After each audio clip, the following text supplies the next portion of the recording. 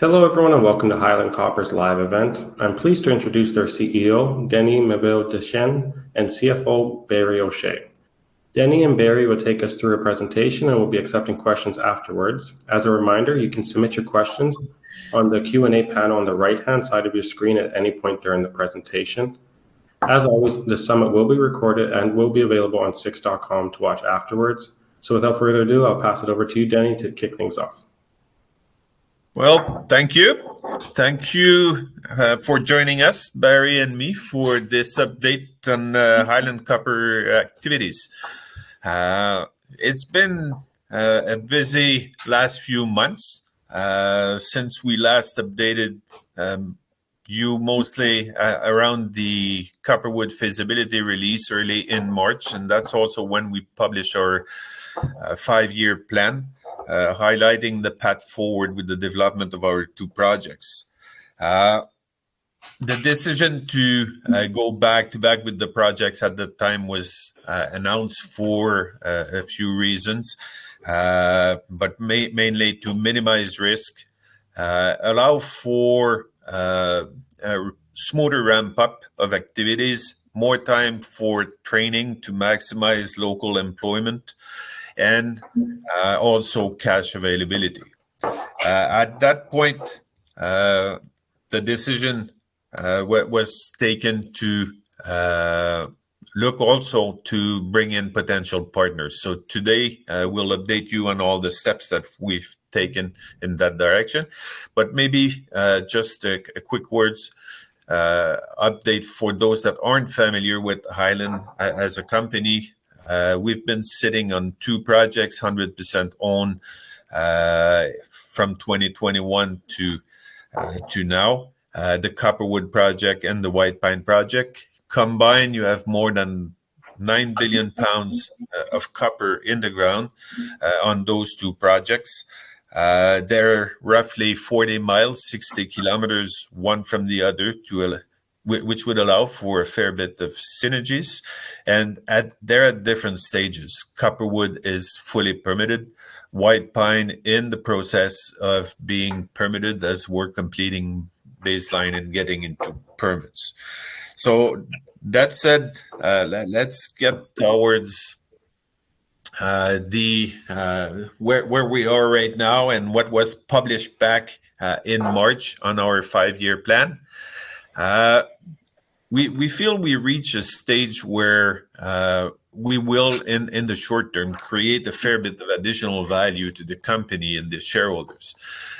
We've announced Copperwood would move into early works at site this summer. Remember, feasibility study was published back at the end of February, early March. So early works for summer 23, which are currently on the way, combined to additional detail engineering leading to construction, project financing and construction decision in early 2024. While at White Pine, the PEA was being advanced. It was in fact completed early July, and results were published last week. We'll get into that. And the permitting process is underway. We're looking at additional program and feasibility study in the coming years. So Copperwood 23, 24, 25, heading towards construction for operation in 26.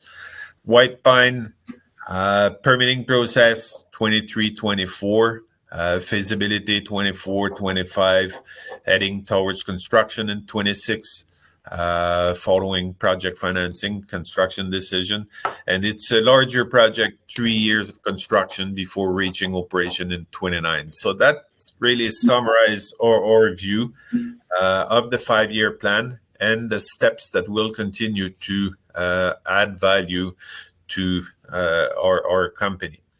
At this point, obviously, as we get into the projects, you'll see White Pine in particular is a sizable project, and we had made as a corporate objective to find potential partners to ensure we have the capacity to deliver on both projects at the same time on that 5-year plan.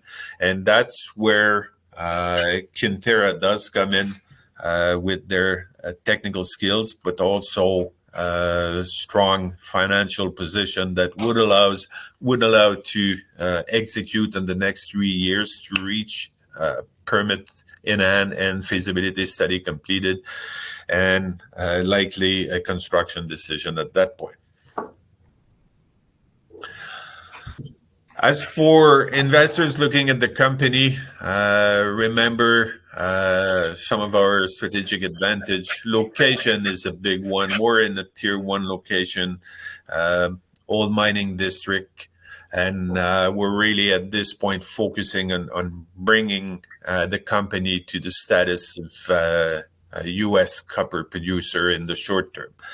Copperwood has received all the permits. We're ready to go. And site activities are ongoing right now, doing site prep and some of the environmental work as required by the permit to get ready for next year. White Pine, early stage baseline being worked on. Same team that delivered on the permit of Copperwood on the state side is supporting the work, and we're meeting on a monthly basis, so we remain very hopeful that we can deliver as quickly as Copperwood, which is roughly a year of baseline and a year of permitting, interfacing with the state on permits before receiving the permit. 9 billion plus pounds in the ground, and possibility to continue to grow the resource, which makes for a 25-year mine life plus at White Pine. Copperwood starts with 11 years and the capacity to increase as there is more inferred than the actual M&I resources used for the feasibility study. Bringing in Kinterra in the mix with that announced joint venture on White Pine gives us a strong position to deliver on the short-term work at Copperwood, same at White Pine, and we'll cover some of the commitments to cover the 3 years of activities upcoming. And I'm going to walk you through some of the mechanics of the transaction that we recently announced that I think really helps unlock a lot of the value that Denny has walked you through on the two projects. And I think it's important to look at us pre-transaction. First of all, we had about $7 or $8 million in the bank, obviously these two assets and some pretty significant capital requirements. And it's really what caused us to look at the two projects and say, naturally, we're prioritizing Copperwood and the fact that it has permits, but we needed to think about a solution from a capital perspective for White Pine. And this transaction really has allowed us to put money, significant capital that was otherwise unavailable to both projects. So to give you a sense, a US $30 million for a 66% stake of White Pine North. And the good thing is that cash is free to use as we see fit. So naturally, we're going to put that directly to Copperwood. We have some early site works to complete, ensure that we continue to protect our permits and move forward towards a construction decision. There's an additional $30 million joint venture commitment or joint venture budget to separately fund White Pine, and that's to advance through to permitting, infill drilling, and feasibility study. Acknowledging that is a JV budget, we are responsible for our 34% of that, so approximately $10 million. And what we looked to do as well was to secure that piece. So Kinterra have provided us access to a $10 million unsecured loan to assist us with that $10 million funding component. So really, from our perspective, we can elect to take part in the cash calls with respect to that budget, or alternatively be funded through. Broadly speaking, what this has done overall is put $30 million directly into Copperwood, and additional $30 million into White Pine. So creating $60 million of liquidity, and obviously a transaction that we're quite happy with. And just to walk you through some of the rationale so you understand our thinking, we in March, as Denny mentioned, had prioritized the Copperwood project. It's fully permitted. It's something that we can move into construction and production in the near term. And it truly is a goal of ours to be an intermediate producer from a base metal perspective. Copperwood is the asset that we can do that with in the short term. So access to capital for Copperwood allowed us to continue moving that forward as we advance that goal. And I think I mentioned on White Pine, really the goal was to right-size our capital requirements. It's a larger, longer-dated asset. It requires some pretty significant capital even before a construction decision. And certainly when you get to a construction decision, it's a $600 to $700 million capital bill. Being second in our priority list as an asset, naturally we felt that a joint venture partner was going to be needed. So bringing Kinterra in has allowed us to bring in both the financial and technical strengths that we were looking for. And as I mentioned, an initial $30 million to go towards the project. From a corporate perspective, I think a key aspect was that we wanted to get an asset level premium on this transaction, which naturally avoided corporate level dilution. When you look at the valuation that we received for the 66% of White Pine, that value in and of itself was greater than the enterprise value of our company. So it tells you that we got a really nice premium on this sale, and something that Kinterra, coming in as a strong partner, has acknowledged, acknowledging the value and I guess endorsing the value of White Pine. Alternatively, we could have looked at raising equity in a challenging market, arguably with a discount and warrant, which would have been considerably more dilutive. And maybe a last component from a Rationale perspective is management focus. You'll probably understand that we're a relatively small team at Highland. We're now able to look at and focus, considerably on Copperwood, whereas we'll use Kinterra as the new owner-operator with their 66% stake and use their strengths from a technical perspective to move White Pine to the next levels. So broadly, we're very happy with the deal. And as you mentioned, we think it unlocks both projects by providing the capital that it needs.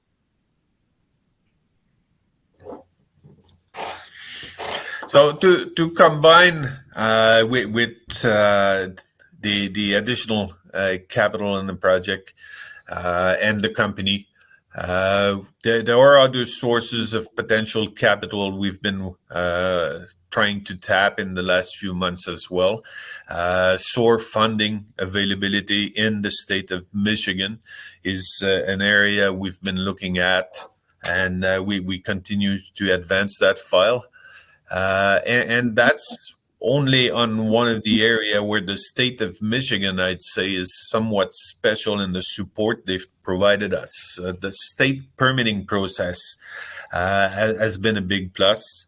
Interfacing with them on a regular basis and having pretty open discussion on the risk and challenges of the permit and what had to be delivered to get those permits fairly quickly. It's been refreshing, and they've delivered on Copperwood within a year, and we expect they'll be able to be similarly proactive on the White Pine side.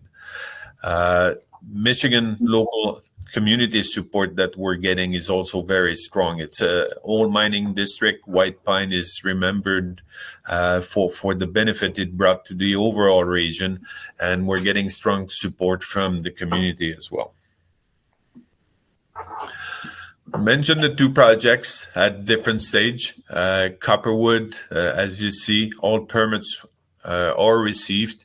On the White Pine side, there are a number of existing permits because it's a past producer. White Pine has operated for 50 years and the past produced more than 5 billion pounds of copper. So you still have some of the permits on the water side. Dam safety permit is in place, although it would have to be renewed as we proceed to feasibility study. But also importantly, we do have the water intake permit, and all of the water that the project needs is already covered by that permit. So it's a process, ongoing process, and as mentioned, the timeline we see right now is mid-24 to have all permits filed, and within a year or so after all permits received. We did complete early July the updated PEA on White Pine on a standalone basis. incorporating some of the continuous miner approach that we use for Copperwood. So portion of the deposit will be mined through continuous miner. Other portions will be mined as standard drill and blast. It's a project that is designed for 15,000 ton a day from underground.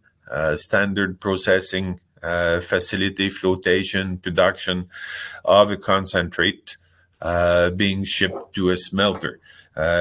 Concentrate that would have roughly a 31% copper content. Overall, mine life, we've mentioned, roughly 22 years. It requires a fair bit of capital, as Barry mentioned.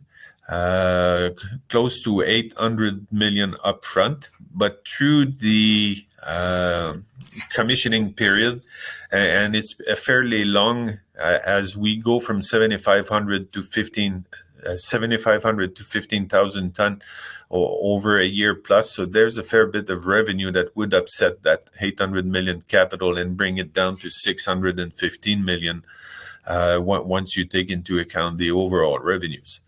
So all this gives us a project with an interesting after-tax NPV at 820 million, IRR close to 21%, for an interesting NPV to initial capex ratio of 1.3, and an operating cost of $1.63 per pound. That's not your lower quartile, certainly, but it'd be a strong middle of the pack, good cash flow generator, and provide great exposure to copper prices. We've done the study assuming a $4 copper price, so we're well positioned to benefit of further increase in prices. White pine at the end would produce roughly 45,000 ton of copper per year for the 22-year period.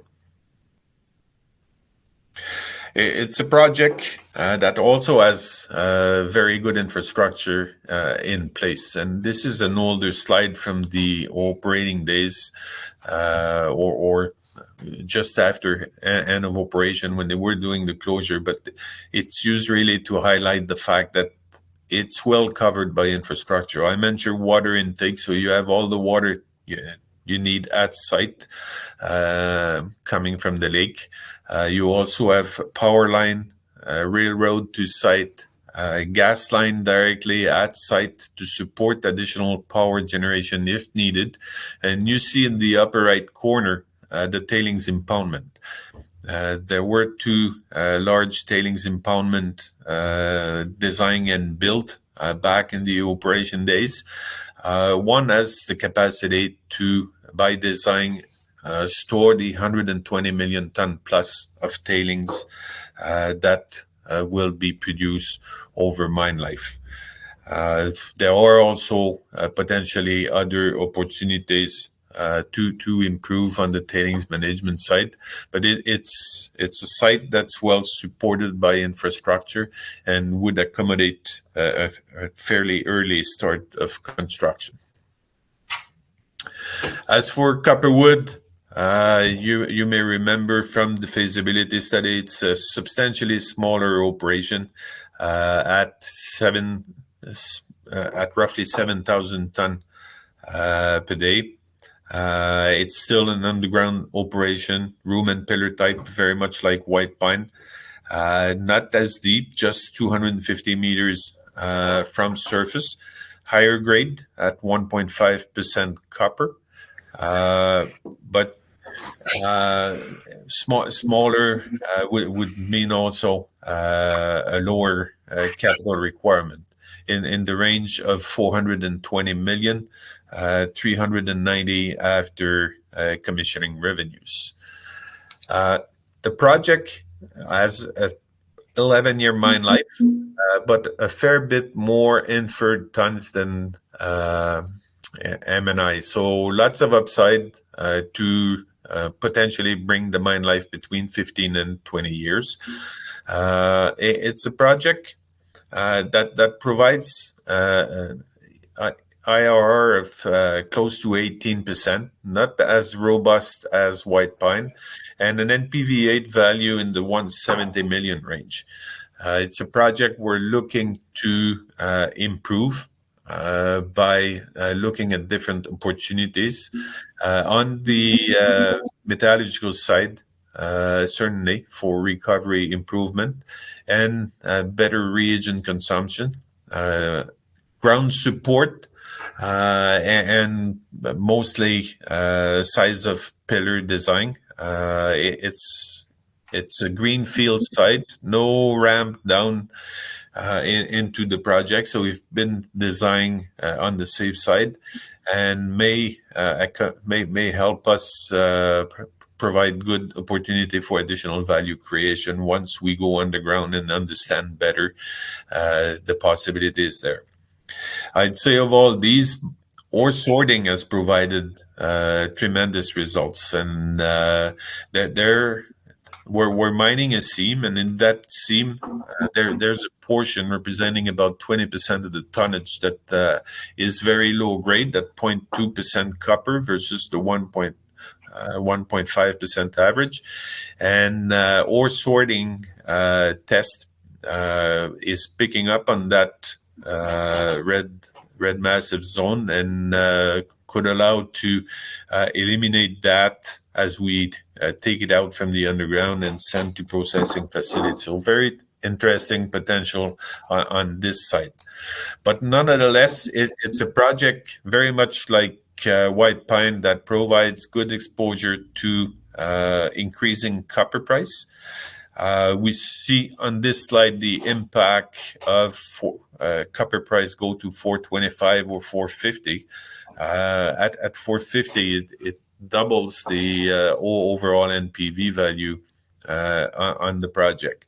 But it once built, and it's a fairly short period to construction and reach operation in 26. It's a game changer for us. You're then a producer, you have a balance sheet, you have access to more capital.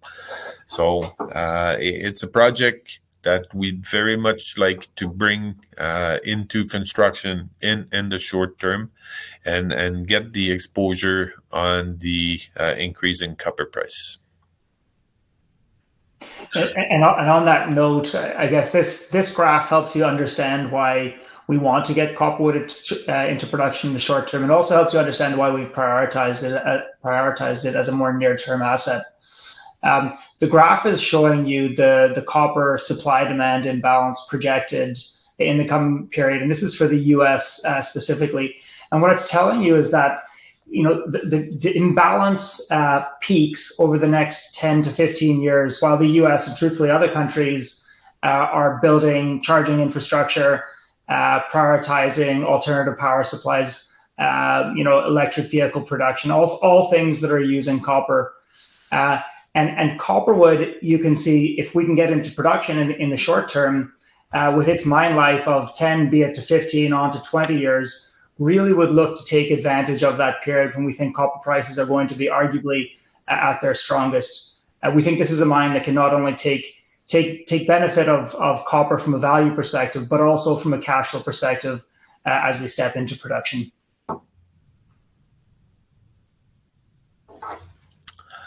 So side by side, the two projects and our share in White Pine, what it represents.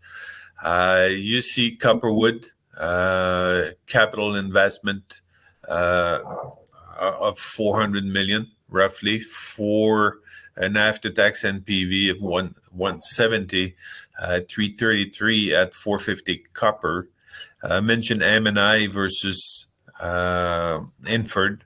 It combines for 3.7 billion pounds of copper, therefore a longer mine life than the 10.7 that we show there, and a return close to 18%. It's a project that we certainly can execute on. We will have the management team in place and looking at the funding in the short term, again, with the focus of building in 24-25 to be in production in 26. And White Pine, we've looked at the PEA numbers, but our share of it at 34%, it still brings close to 280 million NPV8 value, 400 million at 450 copper. So it's our focus in this transaction has really switched on looking at what we keep and not necessarily looking at what we let go to have access to all the capital, the 60 million as highlighted by Barry. But that 400 million, it really made it a possibility to access that as we reach as we'll reach eventually construction and combine with the Copperwood asset. Our share of the copper in the ground is 2 billion pounds, and it's a 22-year project. It generates very interesting cash flow level, and when even at $4, operating cash flow gets close to 200 million a year. So good cash flow generator, great exposure to increasing copper prices. And it's a pretty robust project at close to 21%. So having Kinterra in the mix there is really has given us much better access to cash to support the White Pine advancement. Cash, 36 million that we have right now to support Copperwood. And it made our vision and our capacity to deliver on it over 5 years a reality. We can build and take the Copperwood financing on ourselves. We would not have been able to do that for White Pine, but combined to the financial strength of Kinterra, we certainly can do that and get into the next phase. So that transaction is a game changer in a sense that it allows us to go through the various steps that we have on our long-term plan. And just looking at it from a value perspective, we think there is considerable value to unlock here. Our market cap today is about 45 million, and it's predominantly now cash, as we have 36 million in the bank. In the middle there, it's showing some of the asset value targets, certainly that we think we can accrete to. And looking back, pre-transaction, arguably we were undervalued in part because there was concern around our capacity to fund both projects and meaningfully move them forward. We think these transactions have changed that. So when you look across any metric, be it price to net asset value, enterprise value to resource, we're very reasonably valued, I think we could say at this point. And as we continue to tell this story that this transaction has changed the financial and management capacity of the company, we do believe that we will move towards those higher valuations and naturally also take the benefit of copper price movements as they go as well.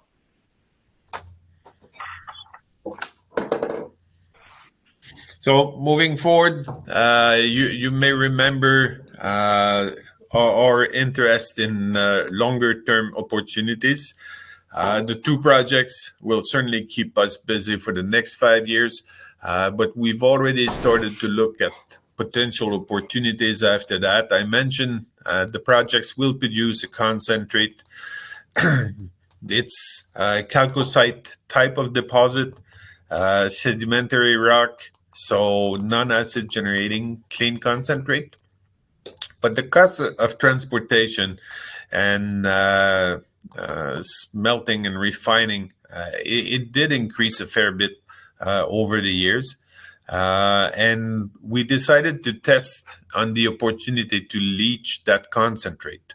And we got results and recovery of 98% plus in doing that.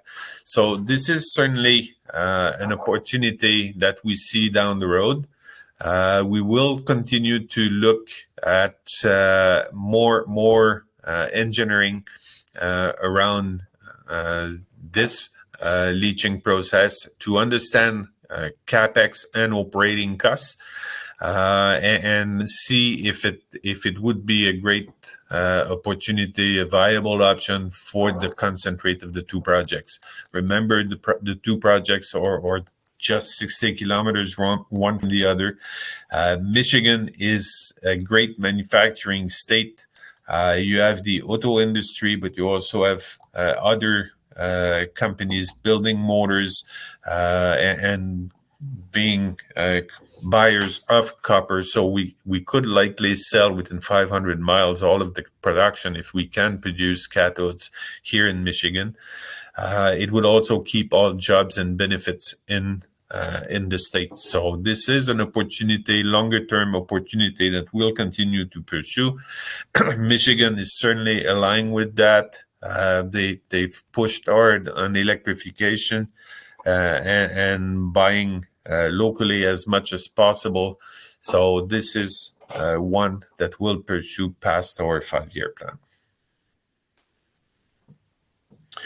So in a summary, if we looked at the initial slide highlighting our plan and deliverables, we've delivered on the PEA as contemplated. We've started the early site works at Copperwood to prep for construction. We're getting into detail engineering on the processing side, mining and tailings aspect, to understand well what are the long lead items and be ready for the project financing process and construction decision.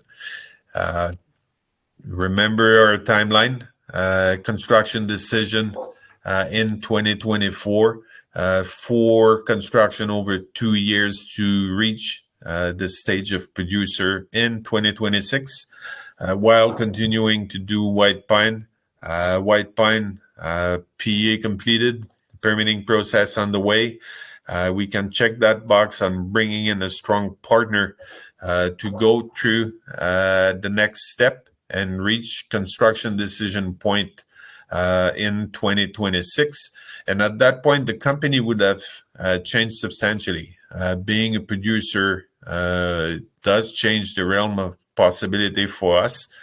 We'd be in a much stronger position to continue to participate and grow the asset and continue to create value for our shareholders. So we're delivering on the vision. We're very optimistic about the future. We continue to believe in the copper price increase and want to be exposed to that increase and make our shareholder benefit from all that. So thank you very much.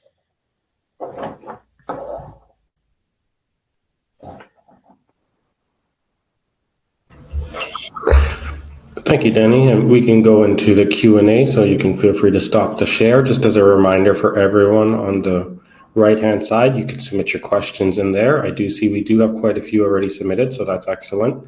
I'll start off with this large list here.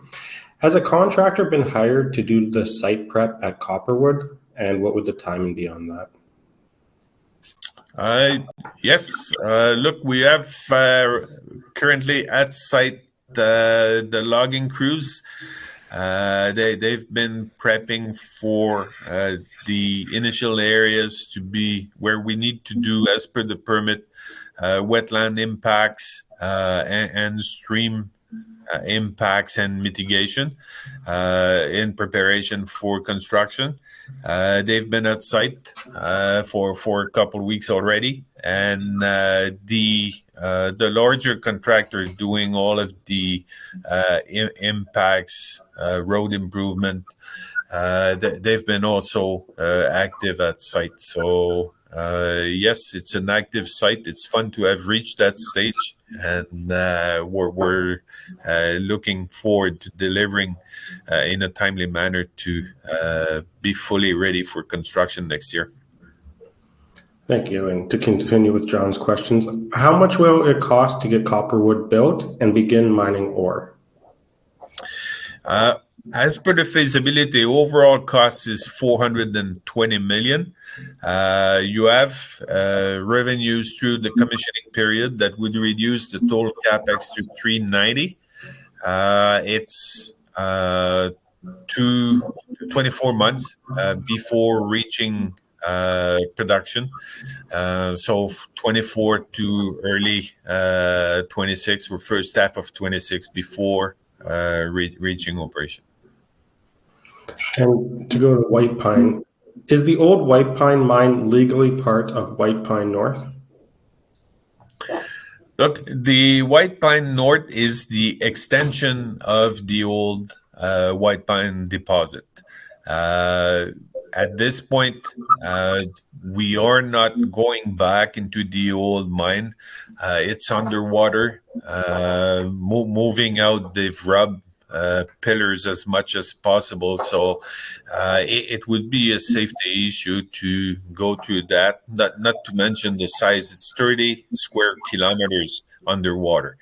So we're leaving a pillar and we're mining the extension. Just to provide an idea of size, the deposit is 12-kilometer wide, room and pillar type. So we're mining the extension of the old White Pine mine. Okay, so that pretty much answers the deflood and the shafts question. Will shareholders' equity be further diluted when you're looking for financing for both mines build out? I'll take that one, Denny, if you're okay. I mean, naturally, as we look to finance the project, it's $390 million. I think a first step will be to get some debt financing in place. We think that we could certainly cover 50 to 60% of the overall capital with debt financing. As Denny mentioned, we're doing some site works already in the 10 to 15 million range. Fortunately, they'll also offset the first component of the $390 million. And then we'll look at a range of other areas, non-dilutive ways to bring financing in. That can be through offtake. Obviously, if we're fortunate, we may receive some state funding, asset financing, amongst some other things. But naturally, there will be some form of equity plug to fill out the $390 million. It's something we'll try to manage as best as we can to protect from dilution. But certainly, there will be an element, certainly when we go to construction financing. Thank you. And excuse me, I'm pretty sure Denis mentioned this in the presentation, but if you want to elaborate further, any update on the state of the SOAR funding availability / application status? Look, the availability is there.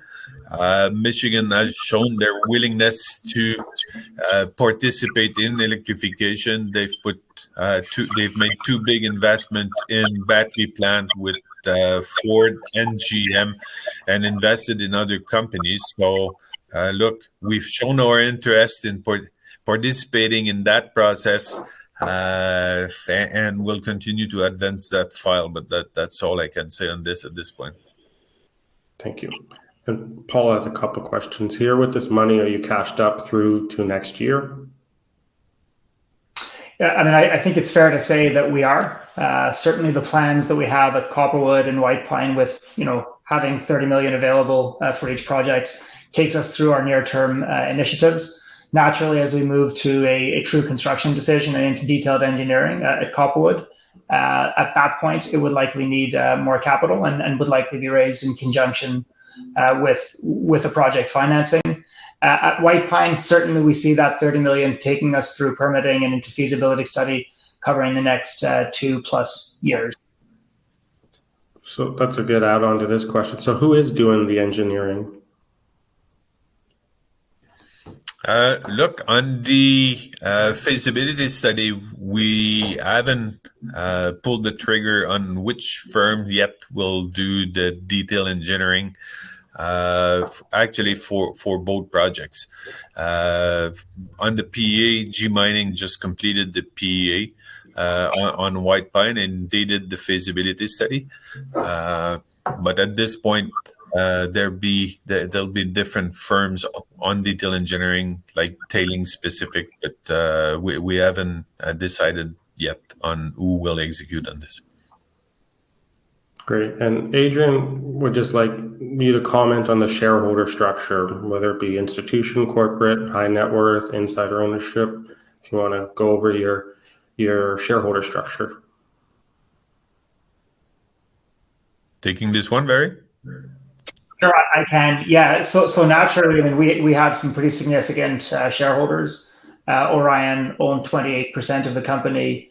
Condir, a fund out of Texas, owns 16%. We also have Greenstone and Osisco on our shareholder register. So we've got some very strong mining names, some strong private equities that have shown capacity and support over the years. One area that we certainly need to make a little further progress is the more fundamental institutional shareholders to drive some volume. I think that will be very useful.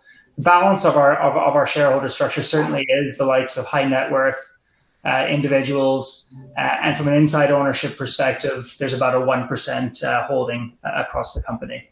So yeah, pretty diverse set. Certainly, we're looking to drive institutional volume and retail volume, acknowledging the float is lessened somewhat by the larger stakes that we have.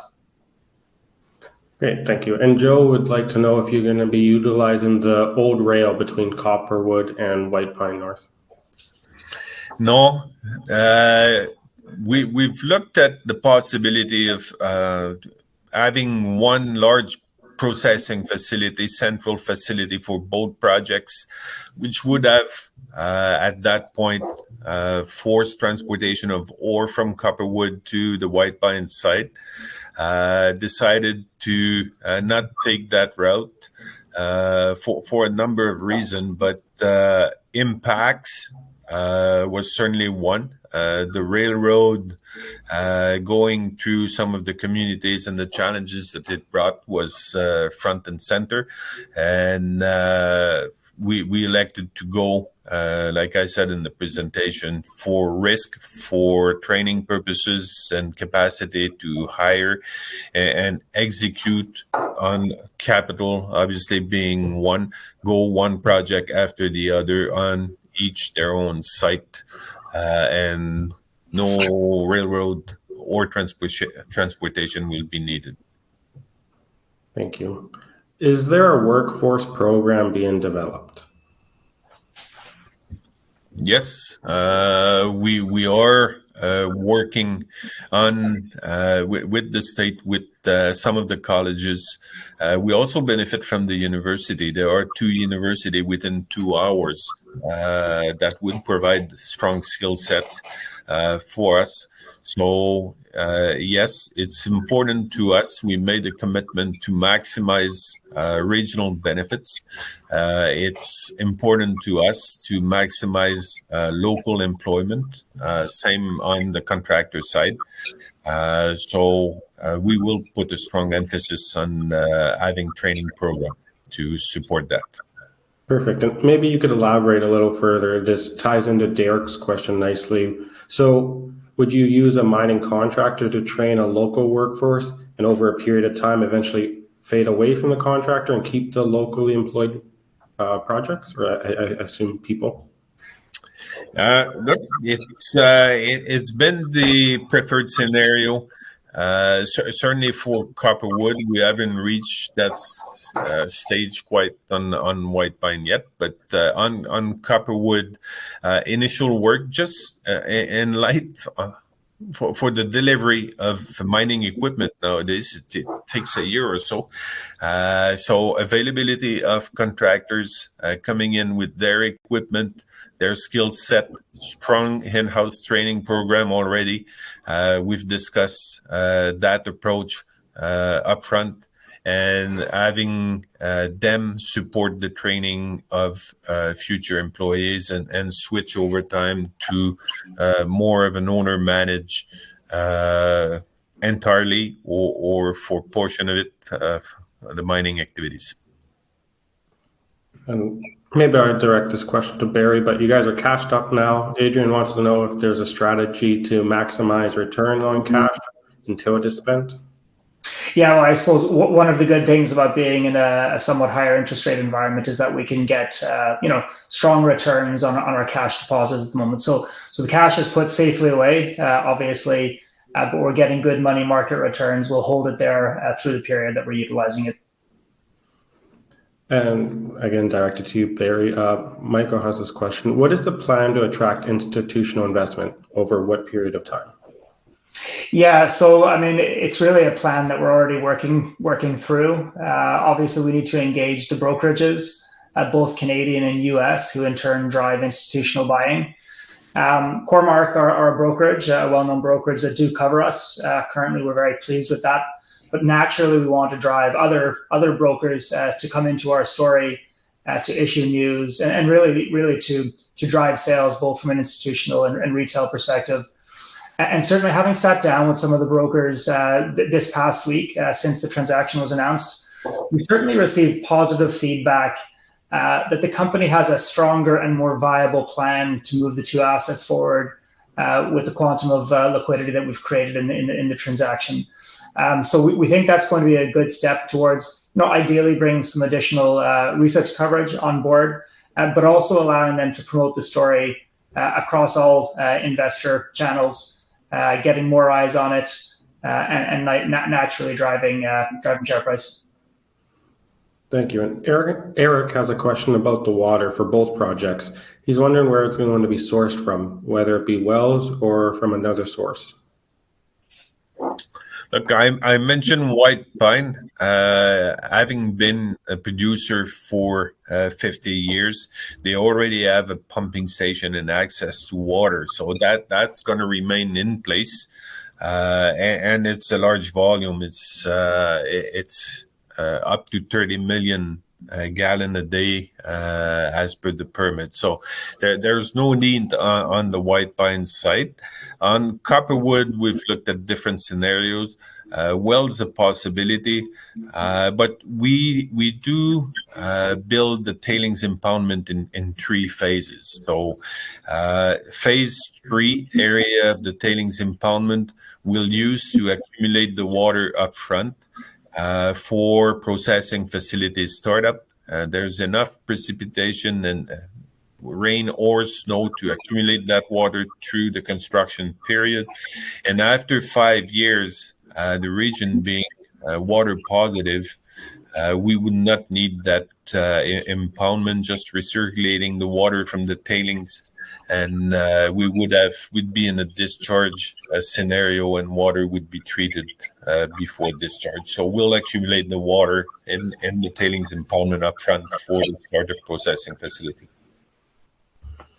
Perfect. Appreciate all the questions being submitted, everyone. Unfortunately, we do have to cut it off here.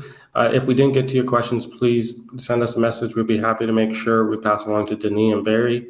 But Denis, Barry, thank you for taking us through the presentation and the Q&A session. A lot of great questions. If you came in late, we will be posting this on 6.com in the following days, so please feel free to watch the recording later on. You could also find more information at their website at highlandcopper.com. Denis, I'll hand it back to you for any final word, though. Well, look, at this point, I'm glad to do the presentation. Keep posted, follow us. We'll remain active in the coming weeks and months. We're very happy and proud of the steps taken in the last few weeks to make sure that 5-year vision is more and more of a reality. And we really have no doubt and intend to deliver on this for all of our shareholders and the surrounding stakeholders, in particular for the regional area, the communities around the projects. So thank you for your support, and Kyle, thank you for the job well done with that presentation. Thank you. Thank you, Denis. Thank you, Barry, and thank you for the audience. Until next time. Bye now.